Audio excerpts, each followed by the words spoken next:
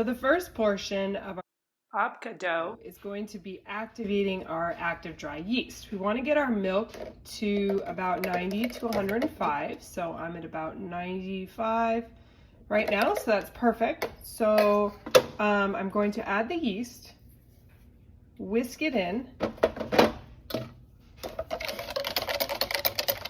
until it's pretty smooth, and then I'm going to let this sit for about 5-10 minutes. You'll see it starting to foam up and it's doing its job, and then we're going to come back and make our dough. So continuing on with the babka dough, we're going to add our mixture of yeast and milk into our mixing bowl fitted with a dough hook. So I've allowed this to sit for about 10 minutes to activate the yeast. This is pretty basic, rich dough using milk and eggs and butter as a good portion of the dough. The next we're going to put our room temperature eggs. Please make sure nothing is cold coming into here. We have our melted butter that has been cooled, so it will not hurt the yeast by getting it too warm. And then we have our sugar, our salt, and our flour. We're going to add all of this into the mixer fitted with a dough hook. Allow it to mix until it thoroughly combines, and then we're going to actually let it sit for about 5 minutes to absorb all of the dry ingredients, and then we'll continue on with the mixing.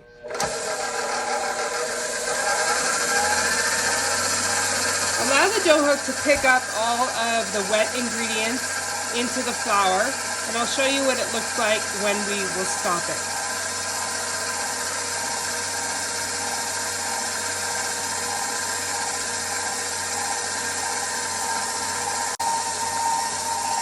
I'm going to stop the machine for a second. I've actually held back. I separated my flour into 2 sections. This is the first portion, and the rest of it is just in case this dough is too sticky. We're going to add a little bit more. It's about 2.25 ounces, I should say. So I do have that separated right now. I scrape it down once and go ahead and mix this together until you don't see any more dry portions of the ingredients. This is called the incorporation phase.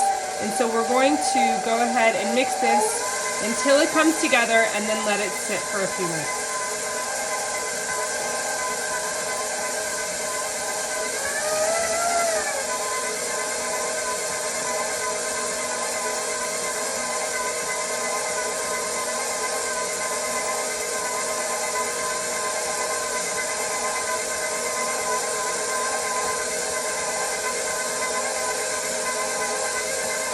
You can see almost all of the dry pieces have been absorbed into the dough. I'm just going to give it one more scrape on the sides.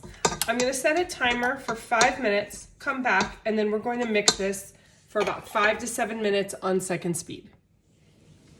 Okay, our dough has sat for about 5 minutes. I'm going to turn the mixer back on. You never want to go above speed 2 on your mixer. So it will start to tear the dough, create too much friction, and it's really not good for the mixer itself.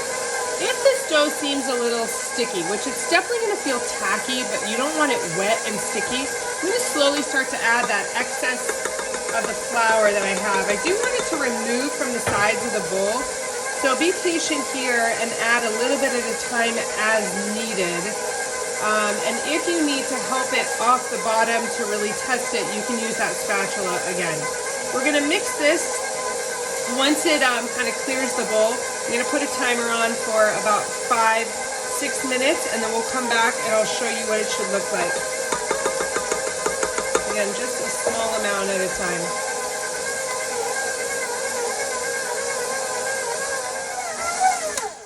Okay, so I actually had put it on for about 2 more minutes after I timed it. It was still looking a little shaggy. What we typically want to look for is what we call pulling a window. And I think I might be able to show you this better on the counter. So I'm going to remove this from the mixing bowl and we're going to put it onto the cutting board. So I have just about this much left over of flour. I mean, it's less than an ounce probably. So I didn't need to use all of it, but you're gonna use it on an individual case-by-case basis. And this dough has a completely non-stick capability, so you do not need to flour your surface when you're removing this. What I wanna do is remove this dough from my dough hook and then use your rubber scraper to pull it out of the bowl all in one time so you don't really tear the dough at all. And then what I want to do is give it a few kneads by hand. So I'm going to turn the dough a quarter turn, knead it with the palm of my hand, turn it a quarter turn, and this will create that nice smooth and elastic surface that we're looking for. We want to do something called a window pane to pull a window, and that will show the gluten development of the dough. So typically what we do is we stretch it like this to show if you see a nice clear window that is developed like this, that doesn't tear. Now obviously it's going to tear at some point in time, but if you can pull this and see that clear kind of window in there and put your finger through this portion, you're developed enough. Now this is not, you don't need to make a loaf out of this. It's going to be a small cinnamon roll, so this is perfect. But you can definitely use that technique with all your other lean and rich doughs as well, and we'll get into that more. So just give it a few turns, and you can see it's completely smooth and elastic. I do not need to use that excess flour, so just set that aside. We're going to let this double in size by placing it into an oiled bowl. When you're ready to grease your bowl, you can use a little bit of oil, you can use pan spray, or even, since we've used so much butter in this recipe, you can take the wrapper and just grease the bowl with the excess butter that is on the wrapper before you throw it away. So I'm gonna do that and place my dough seam side down. Make sure your bowl is large enough to accommodate it rising till it's doubled in size. So we will make sure that we take a visual of this. When it comes to be doubled in size, we're ready to roll it out.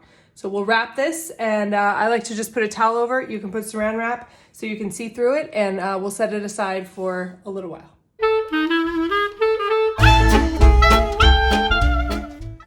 For our babka filling, we're gonna make like a chocolate fudge filling, and you can add any extra ingredients that you want. And in this case, I'm gonna add some orange zest. And later on, when we put some other mix-ins in, we can add some toasted nuts or candied orange pieces. But in this case, I'm going to infuse my cream with some orange zest.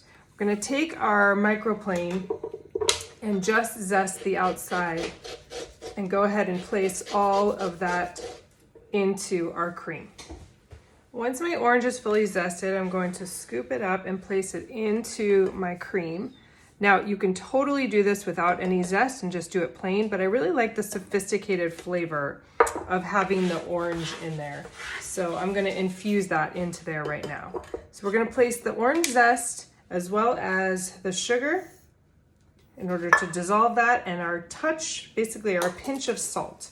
So I'm gonna put this over the stove and heat this up to dissolve the sugar, get it just to coming to a boil, and we're gonna pour it over our pour it over our chocolate. As soon as your cream mixture comes to a boil, you're going to pour it directly over your chocolate. Never pour the chocolate into the hot pot. That will actually overheat the chocolate and you run the risk of breaking it. So we want to always add the liquid into here. And then we're just going to slowly stir this up. We don't want to whisk it, incorporate too much air, but just gently incorporate all of this mixture together. You can let it sit for a minute or two, but the hot cream will absolutely melt all of that chocolate. And then once this is cooled slightly, we will add in the butter and the vanilla. So basically here you've created a ganache with your chocolate and your cream. We've just added a little extra sugar to it, and you can see it does look a little lumpy, and that's simply because I have orange zest in there. Yours will look extremely smooth if you leave the zest out. But it is very, very hot, so we're gonna let it cool just a little bit before we start adding our butter, and the butter is best added at room temperature. Once your ganache is cooled for just a few minutes, go ahead and keep stirring it, and you can go ahead and add your room temperature butter. and just kind of break it apart since it's soft, and keep stirring until it completely incorporates into the ganache. It might look a little separated at first, but eventually it will create that emulsification which you're looking for. And again, you don't need a whisk, you just need your spatula to keep stirring. Once all the butter's incorporated, we will add our vanilla extract, and then you want to set this aside until it is quite thick. So it's more of like a paste-like consistency that we can spread with an offset spatula onto our dough. And we definitely want to make sure that it is cool, at least to room temperature, so that it does not affect the yeast in the dough and overheat it. So I'll keep stirring this until all the butter is dissolved, and then add the vanilla. All right, all of the butter is mixed in really well, and then I'm going to add my vanilla extract, stir that in. Again, you can substitute with another flavored extract if that's the flavor you prefer. This is an opportunity to be creative with your flavor profiles. Okay, so again, you see it's very smooth. You do see a few chunks in there. That is just simply because of the orange zest again. So if you don't have that, it should look extremely clean and smooth. So now I'm going to place this into the refrigerator to help me set it, or you can leave it out at room temperature for quite a few hours for it to set.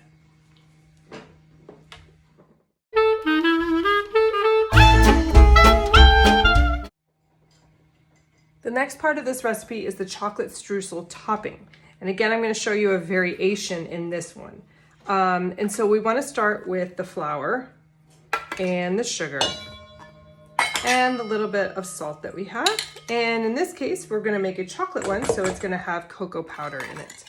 Then we have our butter that we simply add and mix by hand. But in addition to this, I have some almond paste. Again, I'm making an almond orange chocolate babka. So in that case, I want to enhance it with either some almonds, but in this case, I happen to have some almond paste. So what I'm gonna do is just break it into small little pieces, and so it'll give it some more texture in addition to the streusel itself.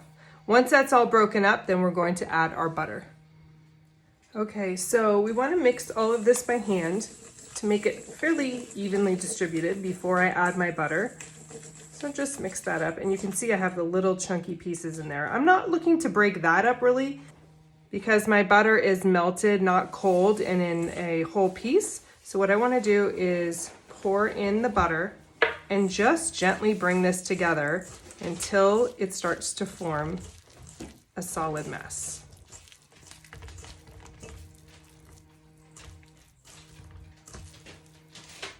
So once your streusel comes together, it's gonna seem really wet, but I promise you, once that butter solidifies, it will be able to crumble into pieces like this. So we wanna set this aside. You can chill it or leave it at room temperature, and that'll be ready for our use when we're ready for it. Again, if you leave out the almond paste, completely fine. You can add in chocolate chips or other nuts, whatever you'd like to put in there for additional flavor.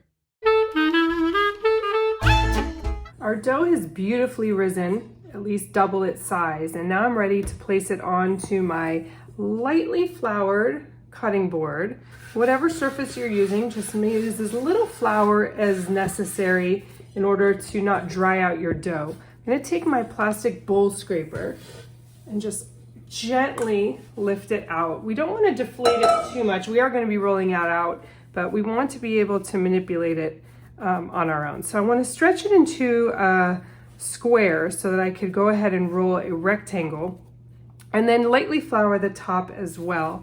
Go ahead and deposit more flour as needed, but like I said, this is a beautifully kind of non-stick dough, and we don't want to dry out the dough too much. You can start by patting it out instead of using the rolling pin right away. This just gives you a little bit of extra capability to control the dough and feel where it's going.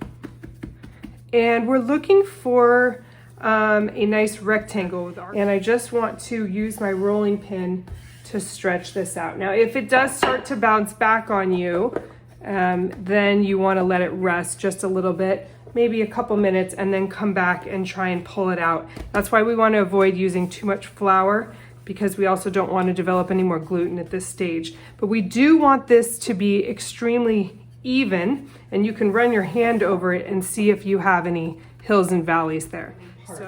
So here I have a measuring tape, and I'm only at about 18.5 right now, that direction, and I'm getting close this direction. I'm at 13.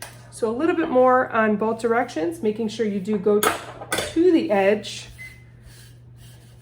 And again, I have not added any more flour. I really don't think it's necessary, but I do want to let my dough rest slightly because it is starting to bounce back a little bit.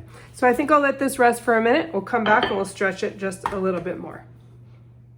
Okay, so my dough is rested slightly. I am getting super close, but I want to stretch it a little bit more. And if it's a little thicker, it's not a big deal. It's just a guideline to... So in order to shape and form our babka, we need to have the right equipment. So I'm using this loaf pan. Now mine might be a little bit longer and skinnier than some of yours, but it really doesn't matter as long as you kind of adjust your dough. So what I have here is some parchment paper cut in a long strip, and I have it going up the two small edges so that I could easily pull out my bread later on. You do not need to grease and flour this whole thing. There's plenty of butter in the dough, so just the parchment paper is enough to get this out of the pan. So I have this rolled out.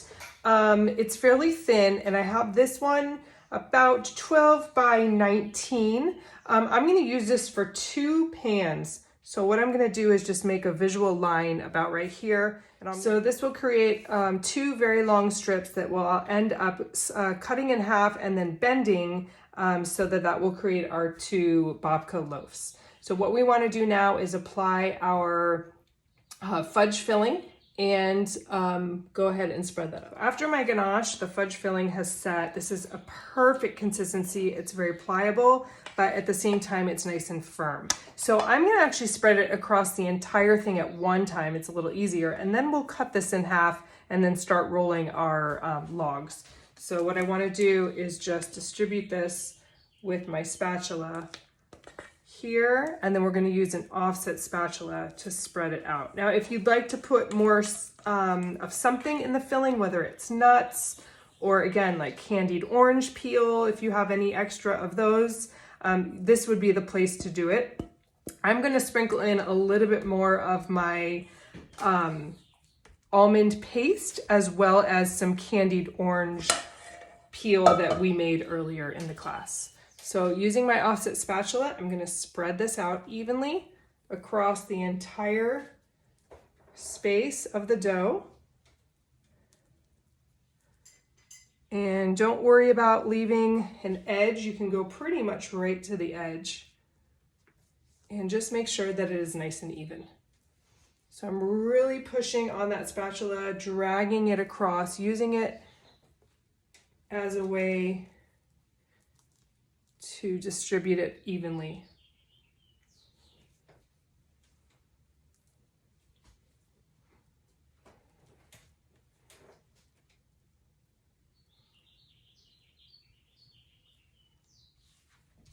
So now that we have our chocolate layer, we're going to put whatever else we want in here. You can just do chocolate, or you can put nuts, you can put, here I'm doing the dried candied oranges.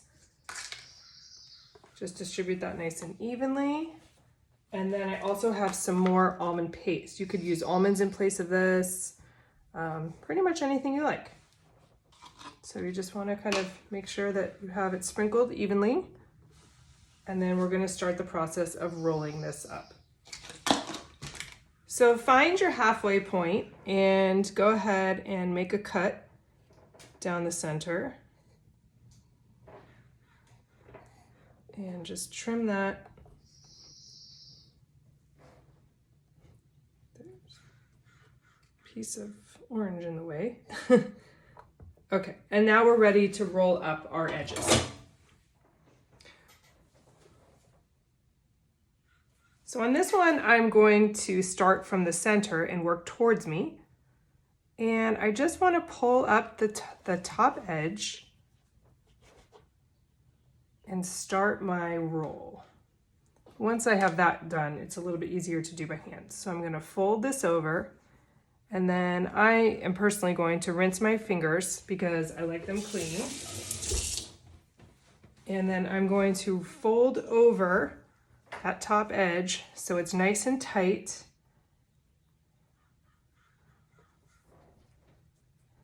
And then I can kind of roll it with my hands. You should not be stuck to your cutting board whatsoever.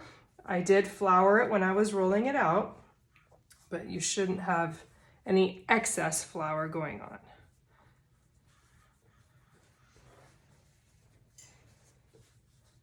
All right, so there's one.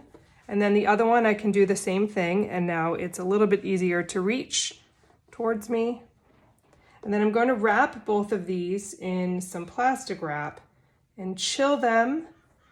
If you have room in the freezer, you can. If not, the refrigerator will work fine, just to kind of chill the dough and set it so that when we cut it, it's really firm and easy to cut through, and then you'll see your layering structure.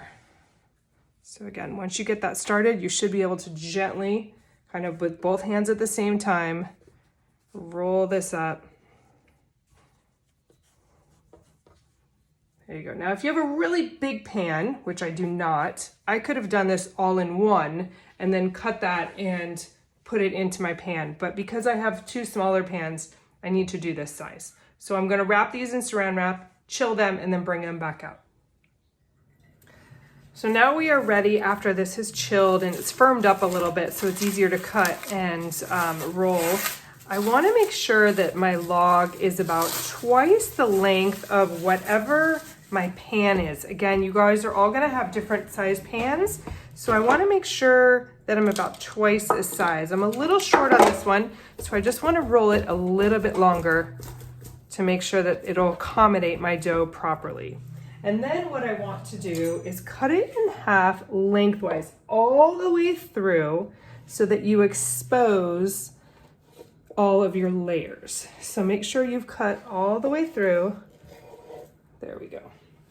And then what you want to do is kind of basically butt these up edge to edge and kind of pinch your top here.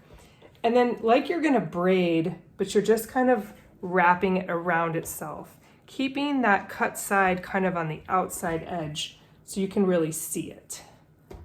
So kind of make that braid right there, pinch your other edge, and then keep it twisted, and then kind of like twist that up so that you're pinching your two edges together almost like in the center, and then allow that to shape your dough here.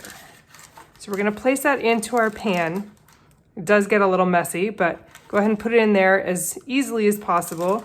And we're going to let this rise. Now you can cover this again with a towel and let this rise in the refrigerator overnight, or you can leave it out on the counter and let this about 1.5 times its original size.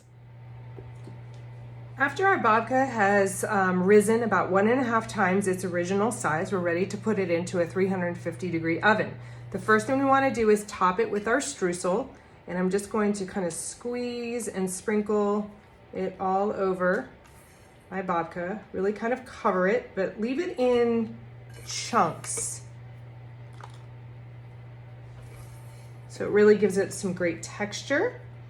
And then in addition to this, I'm going to add another element of texture and visual, and we're going to sprinkle some pearl sugar on top. This is Swedish pearl sugar. It will not melt, and it'll give it a really beautiful look to it. So we'll sprinkle that a little bit on there to dot it, and then it's ready to go into the oven.